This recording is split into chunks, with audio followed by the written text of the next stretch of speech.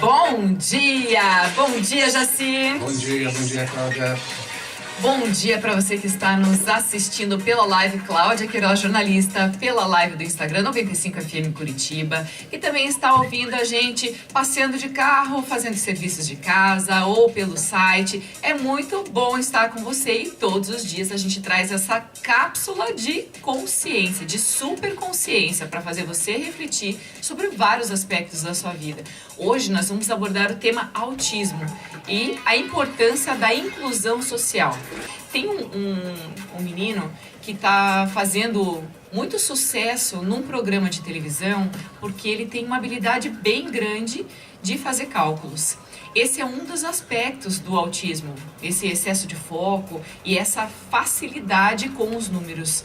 E hoje a gente vai conversar, inclusive, com uma psicopedagoga, que é pedagoga também, mãe de um garoto autista, e que hoje ela se tornou uma sumidade nesse tema quando o assunto é autismo e as mães, de repente, precisam saber um pouquinho mais de informação. Então, a gente vai estar com a Lidia Almeida no próximo bloco.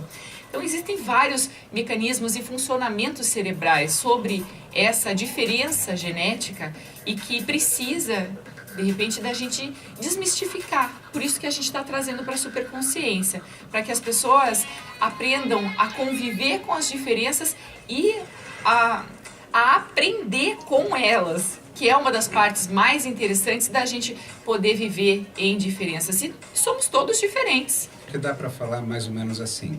Você tocou num ponto crucial aqui. Como que nós precisamos aprender a conviver com diferenças? Há uns 3 anos eu estava fazendo minha caminhada matinal e havia uma placa na frente de uma escola, antes do início das aulas, que dizia assim: escola é lugar onde se aprende com as diferenças. Isso é inclusão. E eu achei fantástica a ideia de terem colocado essa faixa, só que aqui no caso do tema que nós vamos tratar hoje, nós podemos ampliar muito esta frase. Ampliar muito essa ideia. Ampliar muito é a superconsciência, pensarmos a vida de uma maneira diferente. Porque nós vamos ouvir, claro, de uma outra especialista aqui, mais dados sobre isso. Eu sou ginecologista, apesar de ser médico, tenho um pequeno conhecimento sobre a causa, mas tenho muito conhecimento sobre inclusão, no sentido que o autista, nós precisamos aprender a olhá-lo de uma maneira diferente, porque ele é diferente, e é só isso. Nós criamos muitas expectativas na vida, esperando das pessoas que sejam assim, assado. Muitos diagnósticos são feitos na infância, então existem frustrações, existe negação, existe uma série de situações de uma família que as pessoas não querem ter um filho diferente. Porém, eu tenho que olhar para a realidade. Meu filho é diferente. O que eu preciso fazer? Então, diagnóstico precoce para um tratamento cada vez mais precoce e uma adaptação do cérebro daquela criança com o meu cérebro. Se os maiores problemas são de comunicação e relacionamento, eu preciso aprender com ele. Agora, veja bem, desde o início do nosso programa, nós estamos trazendo aqui como que nós precisamos aprender a conviver com um vírus. Então, isso é uma verdade nítida para todas as famílias. Como que eu devo aprender a conviver com a minha esposa? Com as diferenças de vida que ela tem, as diferenças de mentalidade. Como que eu devo aprender a conviver com a minha sogra, que é uma mulher maravilhosa, com o meu sogro. E se não for, se você achar que não é o seu, a sua, dá uma boa olhada para ver que eles são sim.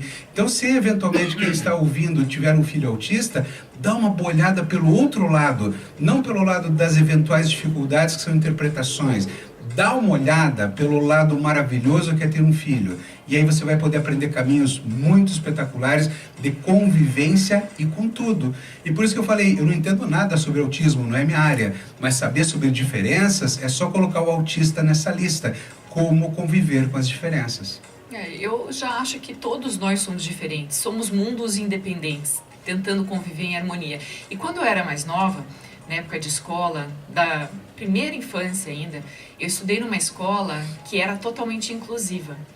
Todas as salas da escola tinham crianças com algum tipo de deficiência mental, motora, e eles eram os mascotes da turma inteira. Todo mundo gostava demais, porque a criança não discrimina, não. A gente que vai passando por várias outras fases da nossa vida, e a partir, às vezes, inclusive, de um estímulo errado, mas estímulo dos pais e dos adultos, ela começa a deixar de lado quem é, entre aspas, diferentes. Mas quem é muito alto é diferente, quem é gordo é diferente, quem é baixo é diferente, todo mundo é diferente. Não tem ninguém igual, ninguém padrão.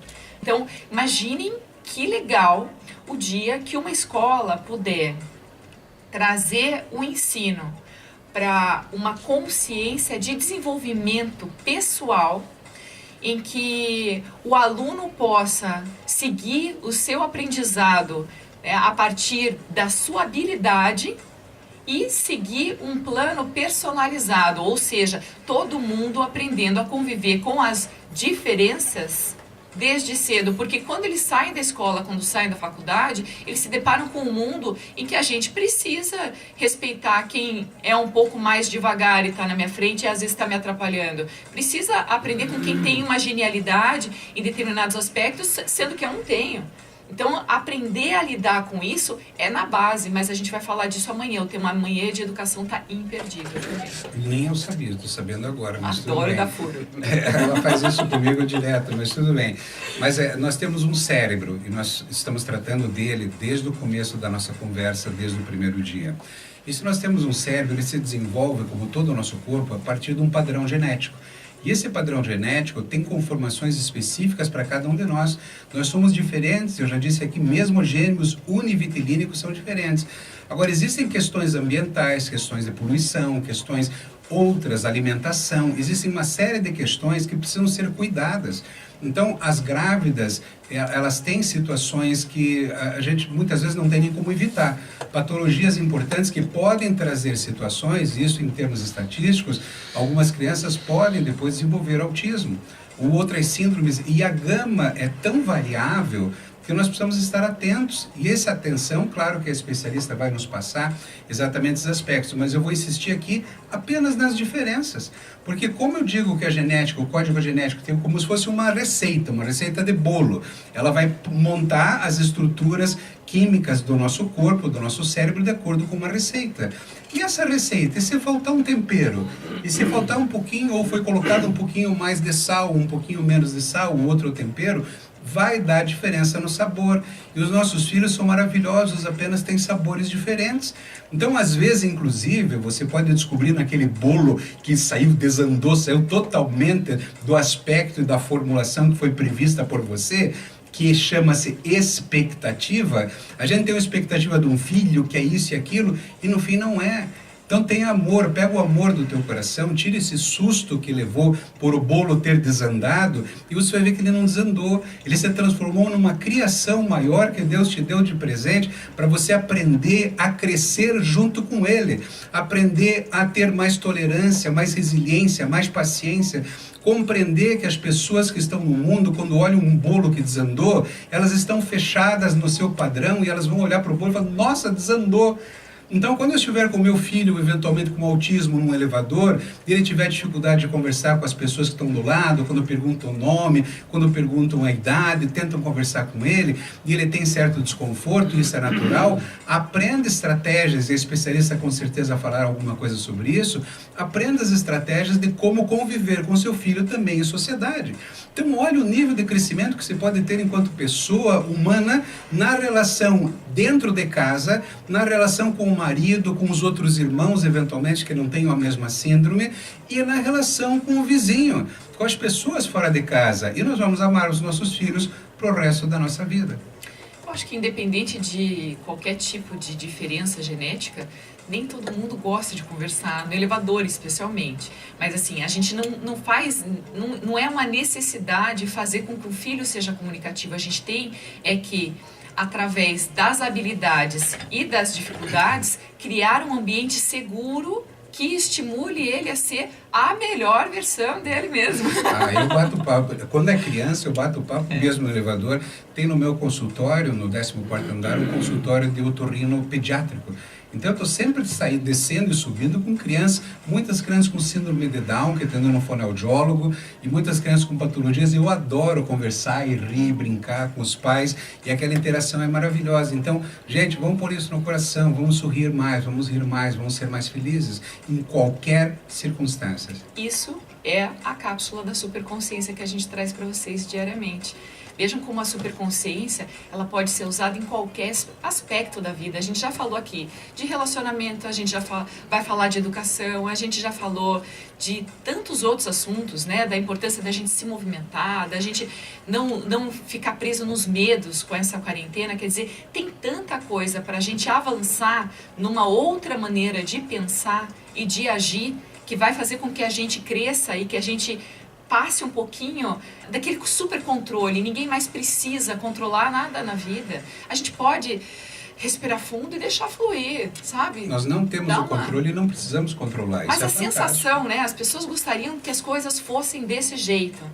Não precisa. E não está errado pensar assim. A gestante começa o pré-natal no meu consultório, cada ultrassom que eu faço é um ultrassom morfológico, porque eu estou procurando patologias.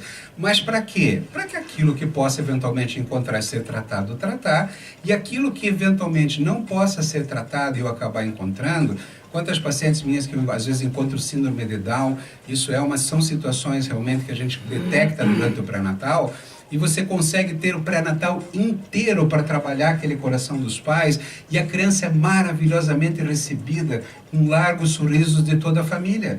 Quando a gente vai entender que os caminhos que serão seguidos a partir daqueles nascimentos serão outros. Afinal de contas, eu pergunto, o que é normal? O que é ser normal? O que adianta ter um filho que você vai fazer um perfil... Pacientes que pediam, insistiam muito, graças a Deus isso diminuiu bastante, que querem fazer um perfil genético para ver se o filho é normal. Eu pergunto assim, mas o que é normal? Né? Quer dizer, então de repente você tem um filho geneticamente normal, mas não cria numa educação, numa mentalidade adequada e vai ter problemas graves, sérios lá na frente. Então o que eu prefiro na minha vida? E outra coisa, síndrome de Down são crianças maravilhosas. E o autismo também. Você consegue manter um comportamento relacional com as crianças, a criança reage. Nós tratamos os nossos pets assim, não tratamos? E eles têm limitações absurdas, mas sabe o que acontece? Eu não tenho expectativa que o meu pet vai fazer doutorado na Alemanha. Então, quando a gente cria expectativas com o filho, o errado é você. A gente tem que nadar junto com o filho. Eu não sei o que a nossa filhinha vai fazer na vida, mas o que ela fizer está de bom tamanho. Vou contar uma coisa para vocês, uma coisa que acho que eu nem falei para ele ainda. Tem uma apresentadora, uma jornalista, e ela, quando resolveu ser mãe, ela não conseguiu por vias normais. Ela também não tentou fertilização, mas ela foi para a fila da adoção. E quando ela chegou na fila da adoção, ela falou assim, eu quero que meu filho tenha o cabelinho assim, a pele assado, a cor do olho e tudo mais. Sabe o que aconteceu? E ela foi pro final da fila mesmo, onde ela tinha que estar, porque ela precisava amadurecer o coração dela para receber a criança que estivesse na vez da adoção, porque a maternidade faz aquela surpresa pra gente receber uma criança do jeito que ela vier. É uma vida. Então, a hora que está adotando uma vida. A hora que a gente aceita o filho do jeito que vem, aí sim o amor acontece no teu coração. Que, aliás, são as surpresas, né? Porque quando a criança nasce, eu vejo as mães, às vezes, olhando para a criança e não entendendo, porque imaginaram outra coisa, outro aspecto. O outro aí começa, é parecido com quem? Começa toda aquela briga, é parecida com o pai, parecida com a mãe. E eu acho muito engraçado aquilo, eu brinco com eles. Por quê? São expectativas. Agora, veja bem, eu não estou criticando expectativa. É normal no nosso nível de consciência primário. Depois tem o nível de consciência secundário e tem a nossa superconsciência. A superconsciência venha o que vier na vida, quer seja um filho, quer seja um problema. Existem patologias, outras, várias, diversas, problemas importantes. Existem problemas posteriores. Quer dizer, eu posso hoje sofrer um acidente, ter uma lesão na medula e ficar tetraplégico. Acredita, eu vou estar sorrindo. Você pode falar exatamente agora, não, você fala isso porque você não está. Eu já tive diagnóstico de câncer em mim, que eu fiquei 40 dias para descobrir que no fim não era. E exatamente no segundo que eu recebi o diagnóstico, que eu vi o tumor, porque eu conheço, eu também sou ultrassonografista, eu enxerguei a imagem, eu dei um sorriso, me veio um alívio no coração tão grande, eu falei, que legal, chegou minha hora. Então, quando você está preparado para pensar a vida de uma maneira diferente, olha para o teu filho agora e fala, fantástico, abraça com carinho, porque o autista tem dificuldade de relação corporal também, algumas vezes, mas vamos aprender a dançar essa música. É uma música a ser aprendida a dançar. Isso. Então, como a gente hoje está falando sobre algumas diferenças e sobre a inclusão em qualquer aspecto da vida, mas especialmente hoje a gente está falando do autismo. A gente no próximo bloco vai conversar com uma especialista, mas eu também vou deixar bem claro aqui que eu sempre fui a favor de todo tipo de inclusão. Eu acho que todas as diferenças são muito válidas para a gente melhorar enquanto ser humano. Tudo aquilo que a gente tem dificuldade ou que a gente tem medo é porque a gente não conhece. É só por isso. Porque a hora que aquilo se torna um pouquinho mais conhecido, a gente traz o assunto e qualquer tema com um pouco mais de naturalidade. Se perde o medo. Exatamente. Então eu vou aproveitar aqui para dar um bom dia para várias pessoas que estão nos acompanhando pela live. O Antônio Filho, meu sobrinho querido, beijo para você. O Paulo Malucelli, o Will Felipe, Renata Queiroz, Tolio Tapetes, José Noronha, que é meu colega de escola, que está aqui assistindo também, Claudinho Pozubon também, um querido meu amigo. A gente fica muito feliz em participar dessas lives e trazer tantos conhecidos para esse debate. Ontem eu acabei recebendo uma super notícia bem boa. A tia ligou e comentou assim: teu primo virou seu fã. Ele deve estar nos escutando, porque ele vai buscar a funcionária dele em casa, que mora na região metropolitana de Curitiba, e ele escuta a gente pela rádio. E ele falou assim: mãe, que programa legal! Como tem conteúdo! Não imaginava que a Cláudia, né, fosse assim. Quer dizer, a gente acaba tendo primos e conversa abobrinhas, brincava quando criança, depois cada um segue a sua vida, a gente acaba não tendo todo aquele contato. Mas eu fico muito feliz. Então, Sandro, se você estiver nos escutando agora, um beijo bem grande nosso aqui para você. É interessante quando a gente recebe esse tipo de coisa, né? Meu sobrinho, uma vez, a primeira vez, quando ele se tornou médico, ele foi assistir uma cesárea. E ele voltou para casa e falou: nossa, como o tio Zé coopera bem. Né? Então, mas o que eu quero dizer é o seguinte: não é autoelogio, é a sensação de você ver uma pessoa que você tratou de uma maneira diferente da tua família. Agora, nós vamos falar como especialista, agora eu quero chamar a atenção. Por favor, me corrija se eventualmente eu disse alguma coisa errada, mas eu estou procurando muito mais trazer os conceitos de relacionamento do que falar sobre autismo propriamente dito. Então, qualquer coisa que eu tenha falado errado, me corrija, por favor. Então, no próximo bloco, a gente vai fazer uma entrevista com uma mãe que é psicopedagoga, pedagoga, mãe de uma criança autista de 14 anos. A gente já volta. Estamos de volta com o nosso segundo bloco do Superconsciência, hoje tratando do tema autismo. Na linha, a gente já tem a nossa super especialista, Ledi Almeida, que é pedagoga, psicopedagoga e mãe de uma criança autista. Bom dia, Ledi! Bom dia. Tudo bem com você? Bom dia, Jaci. Bom dia. Bom dia a todos os ouvintes da rádio.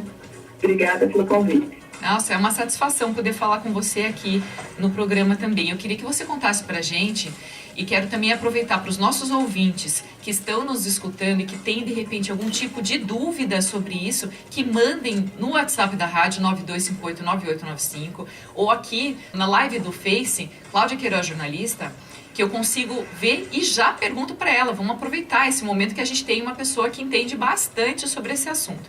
Eu quero, Ledi, que você aproveite essa oportunidade de esclarecer mais sobre o autismo e conta pra gente como é que foi quando você descobriu que o seu filho de 14 anos hoje era autista. Como que foi o desenvolvimento da família, o envolvimento com relação a isso e talvez a notícia, o impacto, o que mudou na vida de vocês? Eu já era pedagoga, né? Então, o Roberto teve o que a gente chama de autismo regressivo. Ele se desenvolveu normal até os 2 anos de idade e um dia ele acordou mudo, né? Ele não conseguia mais falar. Então, ali eu já comecei a perceber alguns sintomas do autismo, né? Que é bem clássico. Então, com 2 anos e meio, ele já foi diagnosticado como autista pelo Dr. Sérgio Antoniou, que é o neurologista dele até hoje. Então, eu não passei por aquilo que muitas mães falam do luto, mas eu respeito e eu entendo o que é.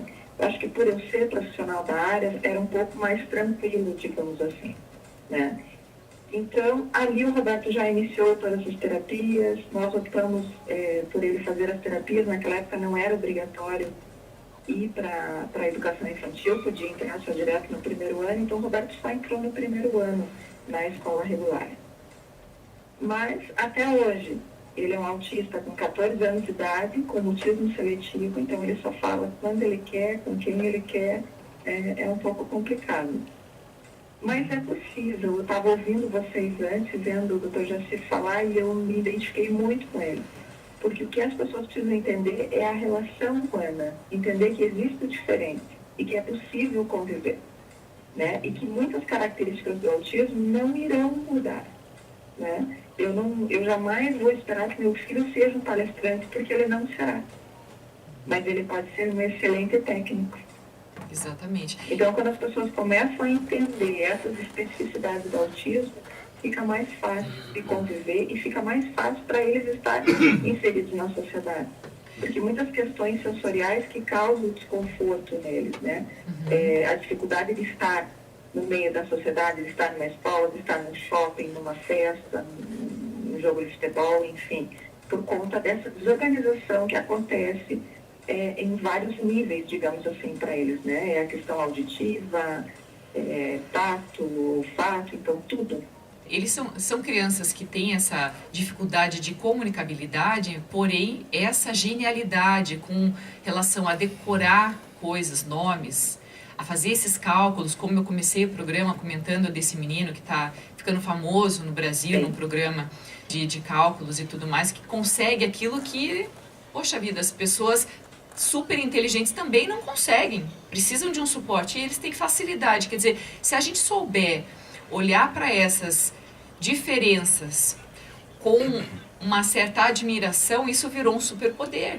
Sim, digamos assim, por exemplo, as pessoas precisam entender, né? O autismo é uma falha, né? Na comunicação verbal, não verbal e no comportamento. Só que no meio de tudo isso, nós temos alguns autistas que apresentam altas habilidades, que aí seria, como muitas pessoas chamam, né, da genialidade, quando essas 7 inteligências que a gente chama, né, as 7 inteligências de Gardner funcionando totalmente no indivíduo. Então, alguns autistas têm para a área de exatas, para a área de humanas, e aí isso sim tem que ser usado, tem que ser falado, como apareceu, um jeito fantástico, né, com cálculos mentais. Então, isso é muito importante. Só que as pessoas não podem esquecer que do outro lado tem um autismo onde não existe, digamos assim, essa genialidade. E fica muito esquecido. E as pessoas acabam só falando o lado positivo do autismo e não entendendo as dificuldades. Vejo muitos pais, principalmente no consultório, reclamando disso. Supervalorizam ou romantizam o autismo e não falam das dificuldades que nós passamos. Então, mesmo autistas que têm altas habilidades, também têm as dificuldades comportamentais. Também é difícil para eles estarem em sociedade. Algumas coisas precisam ser ajustadas. Quanto mais as pessoas entenderem o que é o autismo, quais são, né, existem vários subtipos do autismo em 3 níveis. Esse menino provavelmente deve estar ali no que a gente chamava de antes de síndrome de Asperger, que seria um autismo leve ou um autismo de alto funcionamento. Então, hoje a gente tem o autismo leve, o moderado e o severo. Só que no meio desses 3 níveis, nós temos as comorbidades. Então, e muitos autistas podem desenvolver deficiência intelectual junto. Então, isso faz com que o nível tenha outras especificidades. Então, é muito importante na escola, nos consultórios, ou quando a gente vai numa simples consulta eletiva no hospital com uma criança, é autista, mas o que tem junto ali no laudo? Qual outra comorbidade que ele tem? Porque faz toda a diferença no tratamento, no atendimento dessa criança, quando eu sei que ele é autista e mais alguma coisa. Em torno de 80% tem uma comorbidade junto ao autismo. E me chama a atenção também que essa criança que tem um aspecto de genialidade, as pessoas acabam se atendo só a esse aspecto e esquecem que é um ser humano completo do outro lado. Esquecem que o papel relacional, que os outros momentos da vida, e ficam às vezes hiperexigindo dele aquele aspecto que encanta. Exatamente. Isso é terrível, deve ser terrível para uma criança. Então, se nós já temos uma criança com dificuldade relacional, muitas vezes nós estamos fomentando essa dificuldade, isso não é bom. E outra, até das crianças que não são geniais, pais ficam esperando encontrar alguma genialidade, até para ter um retorno financeiro, muitas vezes, em algum aspecto, e vira mais uma exposição indesejada. Exatamente. Porque aí, tanto que a gente vê muito nos consultórios, meu filho é autista, mas então ele tem uma genialidade. Não, calma. Vamos colocar a palavra certa, né? Na realidade, o autista acaba desenvolvendo isso por conta do hiperfoco. Tem hiperfoco para determinado conhecimento e ele vai estudar tudo sobre aquilo, até a exaustão. Por isso que ele entende tanto de determinado assunto. Você não pode só valorizar isso, né? A gente tem que tratar essa criança, esse adolescente, esse adulto como um todo. Não ficar só valorizando, por exemplo, deixar só decorando isso, aprendendo e que outras coisas não. Uma das coisas que se falam muito, né, nas estereotipias dos autistas, elas são importantes para eles, elas são autorreguladoras. Então a gente tem que, por exemplo, uma estereotipia, ele ficar batendo palma todo o tempo. A gente pode ensiná-los de que não dá para bater palma tão alto, não pode ser em qualquer lugar, mas não tirar totalmente, porque isso autorregula. Quando nós nos sentimos ansiosos, nós desenvolvemos mecanismos para controlar a ansiedade sem que as outras pessoas percebam. No autismo, isso é mais dificultado.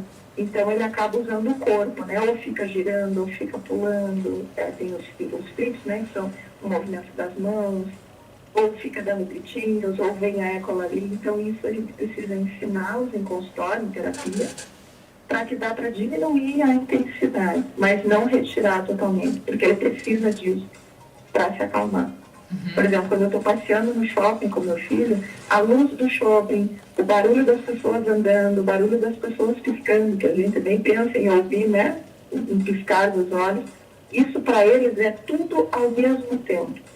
É a mesma coisa que eu estivesse em casa, tentando estudar, televisão ligada, batedeira ligada, liquidificador ligado, tudo ligado ao mesmo tempo. Eles percebem mais ou menos assim, quando eles saem em sociedade. Todos os sons ao mesmo tempo, as luzes, enfim, todas as questões sensoriais. Por isso que eles se desorganizam muito. Então a gente precisa, desde pequenininho, ensinando eles a conviver nessa sociedade, com tudo isso. O fato é que ensiná-los a conviver, mas ensinar principalmente aos pais e quem se relaciona com eles a como dançar a mesma música. Exatamente. Porque a criança, como tem uma... O Dr. Gatia, que é um dos maiores neurologistas, né, que fala em autismo, e ele fala muito da importância do treinamento para os pais, né? As crianças passam 20 horas semanais ou 40 horas semanais, quem faz escola integral, na escola também 20 horas em terapia, mas ele fica a maior parte do tempo com a família.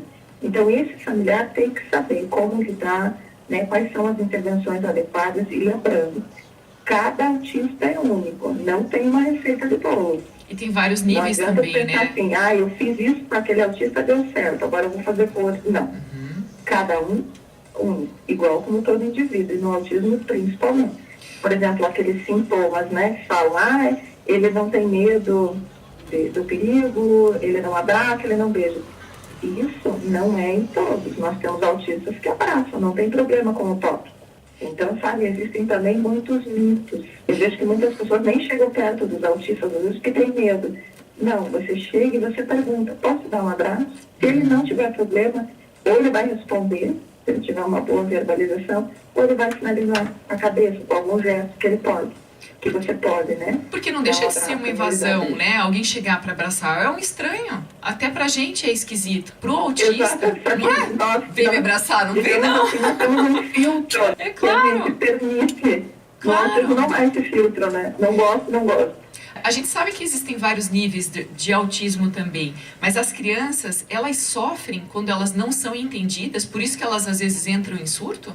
O problema no autismo, quando o autista está querendo te dizer algo, ou aquela situação está incomodando ele, e você fica insistindo, ele está sinalizando que ele não está gostando, aí essas estereotipias, elas vão começar a ficar muito mais intensas, e ele pode vir a ter o que as pessoas chamam, né, de surto. A gente sabe que não é bem um surto, é uma desorganização. Se desorganizar de tal maneira, vamos supor que seja numa escola, e aí o correto é você chamar os pais para ajudar nessa contenção. Então, isso que é bem importante. No autismo, você tem que dar ordens claras e curtas para que a criança ou o adolescente entenda o que você quer. E principalmente perceber o que ele está te dizendo, se ele não está entendendo ou se aquilo está gerando muito incômodo para ele. Senão ele vai se desorganizar e às vezes você não consegue controlar. Mas a partir do momento em que ele se sente compreendido daquilo que ele queria dizer, aí é um processo normal de acalmar e de se restabelecer. Sim, ele vai conseguir executar a tarefa dentro da limitação dele. Por isso que no autismo, o importante é que a pessoa que está com essa criança, ou esse adolescente, ou esse adulto, saiba que ele é autista. Porque é bem diferente como eu trato com uma criança que não tem neurotípica e uma criança autista. Assim como em outras deficiências, né? É muito importante. Por isso que eu não sou muito a favor de não falar o diagnóstico, de esperar, de dizer, não vamos rotular. Porque é importante que as pessoas saibam. Aí eu sei o que fazer. É uma construção de um conhecimento e construção de um diagnóstico e principalmente a construção de um padrão de comportamento com aquele indivíduo. Com certeza. Que, aliás, nós precisamos aprender isso até com a nossa filha. Quer dizer, então, a única coisa é que existe uma intensidade maior de sintomas. Agora, aprender crianças absolutamente, digamos assim, normais, perdoe pelo absolutamente, porque nem todos nós somos, mas elas têm chiliques em supermercados porque você não comprou alguma coisa. Então, nós temos que aprender a olhar nossos filhos e saber como lidar naquele momento. Agora, o problema é que nós estamos vivendo numa sociedade com os pais muito acelerados que não sabem lidar nem com isso. Agora, e muito permissivos, né? Eu me lembro uma vez, se vocês me permitem, sim, o Roberto era pequenininho e ele teve um chilique desse no mercado. Porque mesmo ele sendo autista, eles passam por todos os níveis das outras crianças. Agora ele é um adolescente, ele está começando a apresentar comportamentos de adolescente. E aí, nessa vez, nós passeamos no shopping, ele queria algo e eu não dei, e ele se jogou no chão. Isso é a primeira vez. Eu conversei com ele, né? Imediatamente nós viemos para casa e eu expliquei que se ele fizesse isso novamente, nós não iríamos para passear no shopping. Porque as pessoas não se atiram no chão. E era pela birra que ele se atirou, não era pelo autismo. Quer dizer, isso é importante para a gente entender. Porque assim, olha, a gente com uma filha que tem 3 anos e meio, a gente faz muitos combinados. Eu acredito que combinado é importante, desde o adulto como para junto. Com todo mundo, todas as relações, elas merecem combinados. Porque aí ninguém sai, entre aspas, perdendo. Ninguém é prejudicado com isso. Então, quando a Gabriela, ela não cumpre um combinado, um acordo, pronto, aquele contrato é desfeito. Ela perde o que ela teria. Não tem conversa. Com um autista, isso é possível também? Assim, você... É possível também fazer esses combinados. Claro que respeitando a especificidade desse autista. Mas a gente faz muito isso em consultório, né? Nas escolas também. E é bem importante. O autista, que bom que você tocou nisso, ele precisa de regras, de rotina. Por isso a gente sempre fala que o ambiente escolar é muito importante para o autista. Uma casa bem regrada também. Que ele gosta de ter horário, né? De acordar, de ir ao banheiro, almoçar, estudar, sair, terapia. Ele é totalmente regrado. Eles precisam disso para se organizar. É por isso que excesso de luzes e sons atrapalham, porque ele tem essa necessidade. E ele tem um padrão, ele tem um padrão moral, um padrão de valores, e é um ser humano que você aprendendo a dançar com ele, vai dançar músicas maravilhosas. Quer dizer, inclusive existem muitos adultos autistas, em maior ou menor grau, e conseguem conviver, inclusive. Porque se o problema é de convivência, de relacionamento e desse entendimento, você aprendeu a dançar, vai ter uma vida até muito razoável. E aquilo, como você falou no primeiro bloco, Jacir, não esperar o que ele não vai conseguir fazer, não colocar expectativa. Sim. Vamos fazendo as coisas que têm que ser feitas, levando essa criança nas terapias, ele vai se desenvolvendo. Nós sempre dizemos, né, o autismo é como se fosse um funcionamento cerebral diferente, não é um defeito. Por exemplo, eu posso usar um computador com Windows ou com Linux. Eu vou ter que aprender a trabalhar com os dois. Você sabe que nós usamos o programa aqui com o nome Superconsciência e eu sempre tento provocar, fazendo as comparações, como se aqui não estivéssemos falando apenas de autista. Porque esse padrão de comportamento de acreditar, compreender, ressignificar e fazer novas escolhas é para qualquer ser humano, para qualquer criança. Então, não é que eu não esteja falando dos autistas, o tema autismo aqui é esse, mas o tema compreender, você não se culpar quando errar, mesmo com uma criança autista. Isto é, você está no supermercado, a criança tem um chilique, desculpe usar esse termo, mas você entende o que eu quero dizer. Agora, todas as crianças merecem respeito e, inclusive, vamos além, na superconsciência. As pessoas que se assustam em volta e que não sabem como agir, eu preciso compreender que essas pessoas estão agindo assim e não me sentir culpado por aquilo. Exato. Eu, às vezes, Tem vezes que o Roberto não aguenta ficar na fila do mercado. Eu não ando com uma plaquinha, nem com camiseta com ele. Ele não gosta, eu também não. Então, eu vejo que às vezes, quando ele não consegue, e eu vou na fila da pessoa de preferência, né, na fila preferencial, algumas pessoas olham, principalmente alguns idosos. Eu automaticamente olho para a pessoa e digo, ele é autista. A pessoa me olha assim, entende? Porque o autista não tem cara, né? É uma das deficiências que é difícil, porque você olha e você não vê nada. Então, pensa, nossa, mas por que está na fila? É verdade. Preferencial. Tanto que nós estamos também em Marcos Mion agora. Eu ia tocar nesse assunto exatamente agora, porque o Marcos Mion, como ele é pai de uma criança autista, e ele levantou essa bandeira e acabou de ser, inclusive, aprovada uma lei para que a gente coloque o autismo no RG dessas crianças, né? Inclusive para protegê-los. Eu queria que você explicasse um pouquinho melhor para que as pessoas compreendam por que é importante ter num documento de identificação essa caracterização, porque eles podem correr perigos quando eles estão sozinhos ou se não tem alguém que entende que ele tenha o autismo, eles podem ficar vulneráveis socialmente falando. Na realidade, já tinha, né, o direito de ter escrito na carteira de identidade se a pessoa é autista ou não. Mas agora, com esse apoio do Marcos Mion e a lei agora específica para isso, a lei Romeu Mion, ela garante uma carteirinha, tanto pode ser a carteira de identidade como ou somente a carteirinha do autista. Cada estado está fazendo a sua. Aqui no Paraná, a nossa vai sair em parceria com o Instituto de Identificação. Então, sai na própria carteira de identidade já o símbolo do autismo, que é bem importante, que é o laço de fitas colorido. Isso garante que você vá nos lugares e você mostre. Então, todas as preferências são garantidas. Pelas questões sensoriais, o autista tem preferência na preferência, para vocês entenderem como isso é importante.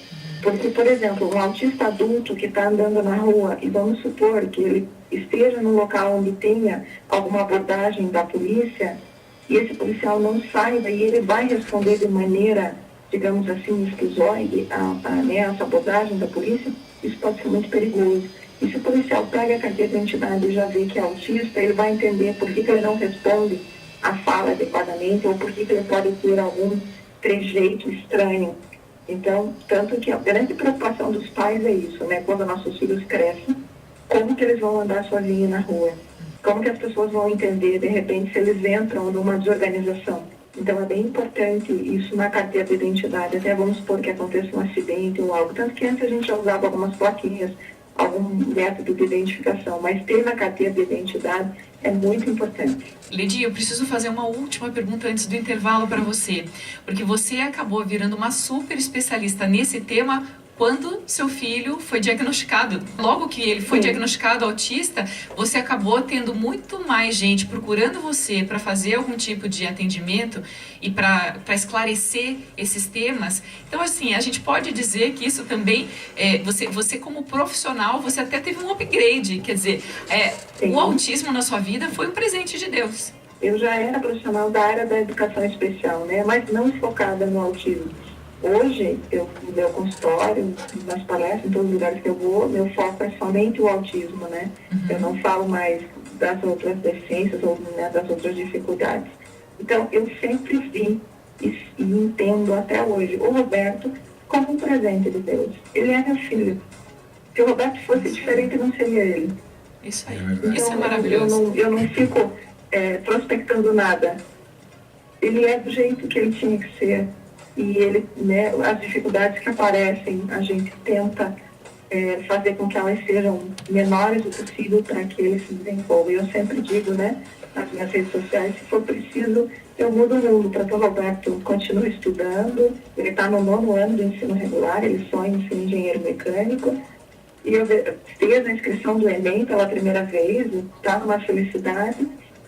Então, eu vejo que é possível, sim. É só a gente ter um outro olhar. Eu sei que é difícil. Exatamente. Vamos deixar um contato para quem quiser entrar em contato com você, Lidy, e tiver, de repente, algum tipo de dúvida, ou uma criança autista na família e precisar de uma orientação. Você pode deixar um contato para a gente? Posso deixar no telefone. Nós temos um projeto onde a gente atende, eu e uma psicóloga comportamental, totalmente gratuito, crianças com autismo matriculadas na rede pública de educação no ensino regular. 4199-633-6114. Perfeito. E a gente coloca na edição aqui, também vai aparecer. Ledi, um ótimo dia para você. Muito obrigada pela sua participação. A gente encerra. Agradeço. Isso. Cláudia, Jacir, muito obrigada de coração por trazer esse tema tão importante. Parabéns pelo programa, pelo carinho e pela forma leve que vocês falam de tudo. Obrigado. Muito obrigada, Ledi. A gente vai continuar no próximo bloco falando sobre discriminação, diferenças. Não sai daí, é rapidinho, só o tempo do mar. Estamos de volta com mais um bloco de super consciência para você. Foi encantadora essa entrevista com a Ledi.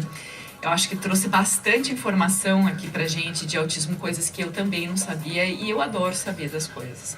Eu vou dizer para vocês que tudo aquilo que é diferente na vida da gente, ela causa uma certa estranheza e uma esquisitice quando a gente não conhece. E a partir do momento em que a gente conhece determinada coisa, a gente não tem mais medo, a gente convive melhor, a gente se abre um pouco para essa lapidação diária, porque ninguém acorda e dorme todo dia, o tempo todo em equilíbrio. Ninguém nasce e morre sem passar por momentos de instabilidade e tudo mais. E também ninguém é normal. O Jacir não guarda nome de ninguém, praticamente, tá? Então, assim, se um dia você que conhece ele for cumprimentar, ele não vai saber teu nome, mas ele lembra de você, tá? Às vezes, eu tô comentando com ele algo de uma amiga, por exemplo, da Ana, e em seguida, logo que eu tô falando que é a Ana, blá, blá, blá, dele fala assim, que Ana? Mas a Ana, que é a avó da melhor amiga da minha filha, então, assim, toda vez eu tenho que fazer um adendo. A Ana, que é a avó da Lolo, blá, blá, blá, blá, blá, blá, blá, blá. Então, ele tem essa dificuldade. E eu tenho uma certa dificuldade também, sabe? De barulho. Assim, eu não consigo estar num ambiente que tem o barulho da TV, barulho do rádio, barulho do celular, barulho não sei o que lá. Isso dá um tilt pra mim. Isso realmente me incomoda muito. Então, assim, todos nós temos algumas dificuldades, algumas habilidades, algumas facilidades. E a gente aprende a conviver com isso. Equilíbrio e vida. E a gente evoluir no dia a dia é exatamente isso. As nossas diferenças é que nos somam. Existem pontos cruciais para serem tocados aqui, que o diagnóstico sempre será um diagnóstico médico. Por quê? Porque além de existirem variantes, nós temos até variantes do normal, que não chegam nem a ser autismo, aliás, definir exatamente o ponto que será, de fato, um autismo, que tipo, qual intensidade, e diagnósticos diferenciais até com outras doenças, com outros problemas, às vezes tratáveis, às vezes dificuldades importantes, uma criança esteja tomando uma medicação e essa medicação dando alguns efeitos colaterais e que as pessoas possam confundir. Então, o diagnóstico sempre é médico. Em segundo lugar, a importância que eu vejo aqui de tratar é a negação, porque nós somos seres que temos muita dificuldade com receber uma notícia ruim. Você começa a perceber um comportamento estranho no que eu digo no sentido diferente, de um filho, estranhamento naquela situação que você esperaria um outro comportamento. Ele está muito em si mesmado, ele está muito olhando para si mesmo, ele está muito com dificuldade relacional, uma agressividade um pouco maior, e você começa a negar, começa a falar que não é nada, falar para você mesmo, às vezes nem tocar no assunto. A negação faz com que haja um atraso no diagnóstico. Então, se você tem dúvida, não tenha receio, é aí que eu digo, não se culpe. Porque muitas vezes nós negamos por nos sentirmos culpados e não estarmos, e achar que não estamos preparados para aquilo. E claro que não estamos. São situações novas na nossa vida. Eu dei o exemplo há pouco que de repente eu posso me tornar um tetraplégico e como que eu vou reagir. Não vai ser uma situação nova, claro que eu vou ver também no momento que isso eventualmente acontecer. Mas se acontecer, é outra música que vai estar tocando, eu vou dançar outra música. Posso falar um negócio? Claro. Eu não tive tempo aqui de perguntar para a Ledi uma coisa que eu conversei com ela por telefone antes. Ela me falou assim que o autismo, dentro dessas diferenças genéticas, ele, às vezes, ele tem períodos que está mais na moda e tudo mais. E é muito fácil fazer um diagnóstico errado de autismo. E tem muitos profissionais de saúde que acabam atestando como autismo quando é hiperatividade. Então, existem alguns problemas que a gente ainda vai tratar aqui em outros programas, porque parece que toda criança com bastante energia hoje é vista como hiperativa. Ah, não, tem dificuldade de comunicação, então é autista. Então, assim, a sociedade rotula demais e traz um peso que não precisava para as diferenças. Independente do que for, teu filho está sofrendo. Independente do que for, e qual for o diagnóstico lá na frente, há um ser humano sofrendo. E é por isso que reage muitas vezes agressivo, muitas vezes tentando se afastar de tudo, enfim, com vários sintomas importantes. Se você tem um diagnóstico precoce e não faz a negação, acontece uma coisa muito legal. Como fazendo legal, vai fazer um diagnóstico ruim? Não, a coisa legal é que existe um fato. Eu vou ter que aceitar esse fato e principalmente qual o tratamento. E o tratamento é o tratamento da própria família inteira, sistemicamente falando, é um tratamento de todas as pessoas que estão gerando no seu comportamento normal, sem ninguém ter culpa, um desconforto naquela criança. E são esse excesso de luzes, então esse excesso de sons, então se um falatório, então um rádio ligado. Eu não sei o que pode estar acontecendo, mas é meu filho. Eu vou aprender a dançar com ele. E vai ser, como eu disse no bloco anterior, uma música maravilhosa que eu vou dançar o resto da vida.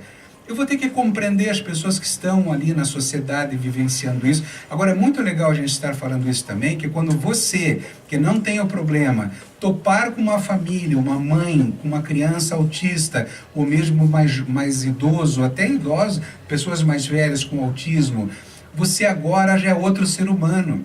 Eu recordo muito quando começou, as pessoas tinham muito medo de síndrome de Down, e depois aquilo se tornou tão conhecido com crianças numa novela, uma criança com síndrome de Down, e nós conseguimos mostrar hoje que são crianças maravilhosas e que a gente consegue conviver de uma maneira muito fantástica, desde que eu aceite. Agora, se eu não aceito problemas da minha vida, eu tenho um problema. Não é a criança que tem um problema, eu que não estou sabendo lidar.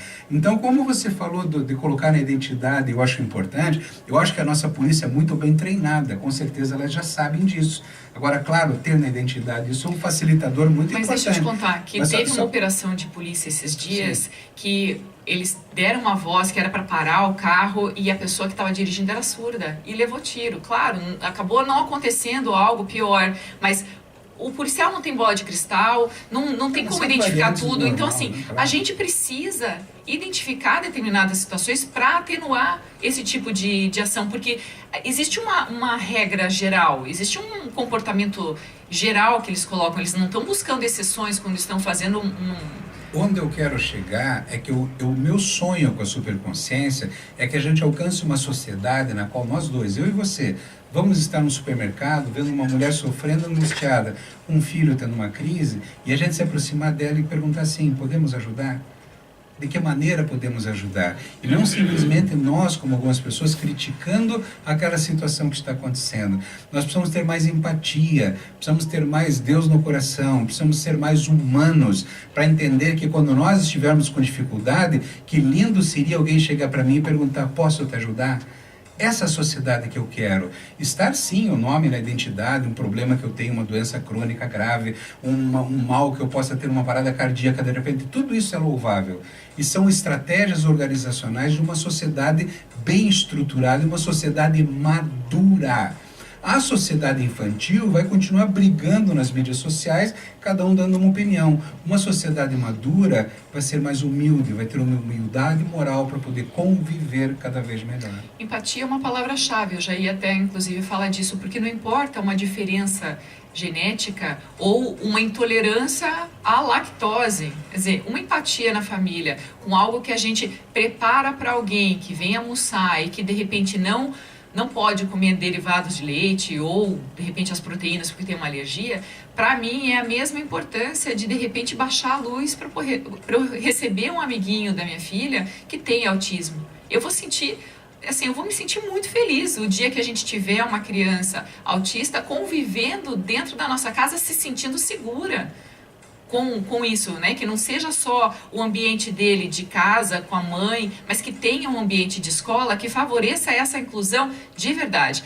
Eu não quero uma imposição de inclusão porque é lei ou porque eu tenho que obrigar. Eu quero que a sociedade se abra para aceitar o outro do jeito que vier. Assim como as mães aceitam os filhos. Então, quando a gente estiver preparado para ver as diferenças e aprender com elas, a gente faz upgrade na nossa vida. A gente cresce como ser humano. É isso que a gente quer. E não tenha medo de errar. Também não sinta culpa. Claro que a gente erra, isso não quer dizer que você vai errar, não vai pedir um perdão, qualquer coisa assim. Mas veja, a nossa filha, ela adora fazer as coisas sozinhas. Eu sei que crianças com síndrome de Down também gostam. Então ela está tendo uma dificuldade de abrir uma garrafa, de abrir um pote, qualquer coisa assim, você vai lá e vai querer fazer por ela. A minha filha fica braba. Uma criança com síndrome de Down vai ficar mais braba ainda porque ela não consegue entender aquilo. Então faça junto com ela, haja junto com ela. Então quando você vai falar para uma criança que uma injeção não dói, eu já acho que para uma criança normal, isso é uma mentira muito deslavada. Dói sim, minha filha, mas eu estou aqui com você. A criança com síndrome de Down, ela vai ficar muito mais reativa e vai perder a confiança em você. Porque ela, como a criança ela é muito linear, você vai falar para ela, ela acredita, ainda mais acredita na mãe, acredita no pai. E aí vai doer, ela vai perder a confiança. Então são situações, e tem várias situações, por isso que eu quero dizer, o aprender a lidar com uma criança com síndrome de Down não varia muito de eu aprender a lidar com a minha filha. Então essas situações especiais são fantásticas. Aprender como a criança se comunica e passar a se comunicar na linguagem possível dela. Cansei de falar aqui já em outros programas, nós somos o nosso possível, nossos pais são os nossos possíveis. Se eu tenho uma criança com alguma limitação, e veja, é só uma limitação baseada na sociedade na qual eu vivo. Então é uma questão de interpretação. Abrace emocionalmente essas crianças. Se ela gostar de toque, de abraço, abrace também. Mas essa vida que a gente tem que evoluir, crescer e sorrir todos os dias e agradecer a Deus que eu tenho um filho ou com síndrome de Down, ou com autismo, ou com qualquer limitação, mas é meu filho, foi dado e eu vou fazer tudo por ele. Exatamente. Quer dizer, a gente é que não pode excluir ou discriminar começando dentro de casa. A gente realmente não pode em nenhum momento fazer qualquer tipo de discriminação, bullying ou qualquer coisa. Eu vou adorar, de verdade, o dia que as escolas respeitarem as capacidades, as limitações, os superpoderes, porque a gente adora ver, eu adoro ver o Wolverine, adoro ver os superpoderes, eu esqueci o nome do que é o superpoder que eles chamam. Gosto da Mulher Maravilha. Os mutantes, né, que estão me dizendo aqui, todos eles têm superpoderes e todos eles foram excluídos da vida onde eles viviam, da sociedade que convivia com eles. Mas eles, a partir do momento em que aprenderam a usar esses poderes, eles viraram super-heróis. Então, a partir do momento em que a gente percebe as nossas diferenças, as nossas facilidades, as nossas dificuldades, a gente aprende através de um autoconhecimento a ser melhor. Aliás, nós já comentamos aqui que o cinema trouxe muita superconsciência. O cinema está trazendo valores para os jovens de uma maneira significativa e cada vez melhor. Então, os mutantes são exatamente isso. Meu filho não é um mutante, meu filho tem superpoderes ou não, ele é meu filho. Ele apenas é diferente. Eu tenho orgulho do que ele é. E mesmo que meu filho não tenha doença alguma aparente, ele é meu filho, e ele vai sofrer, ele vai ter... Se ele está com agressividade, porque ele está sofrendo com alguma coisa. A diferença do Down, que vai ter talvez uma reação maior. Né? Então, aprender a viver com a vida, com todos nós, com as pessoas que estão aqui trabalhando hoje aqui com a gente, aqui na rádio, com qualquer um. Isso é superconsciência para você. Então, calma. Antes de encerrar esse programa aí, viu, Felipe? Né? Eu preciso falar mais uma coisa assim. Vamos aproveitar no cinema que a arte não está limitada ali. Aquilo ali é para a gente fazer um paralelo com aquilo que a gente está vivendo e, de repente, trazer determinados conceitos para a nossa prática do dia a dia. Isso dos superpoderes, do Wolverine, ou Mulher Maravilha, como ele falou, que são diferentes, né? Um é Marvel, o outro é não sei o quê. Então, assim, não importa qual é o time de cada um, mas eles estão trazendo pra gente lições que a gente aplica pro nosso dia, que a gente aprende um pouquinho mais e que a gente se torna melhor. E um último bom dia aqui pra minha lista de pessoas que está participando. Deck Júnior, Patrícia Solalinde do Rio, Fernando Carvalho, Armando Moreira Filho, Luiz Carlos Pereira, o Sandro Ribeiro Gonçalves, que é meu primo, que deu um parabéns aqui pra gente e falou que o nosso programa está excelente mesmo. A Rose Quartaroli, o Fábio Santos, Mário Celso Cunha, beijo, querido. O Paulo Maducelli, chefão, poderoso chefão que está aqui. Então, um bom dia para todos vocês. Ótimo dia. Até amanhã com educação, hein? Educação e inovação, uma outra maneira de pensar o que vem dessa educação pós-corona.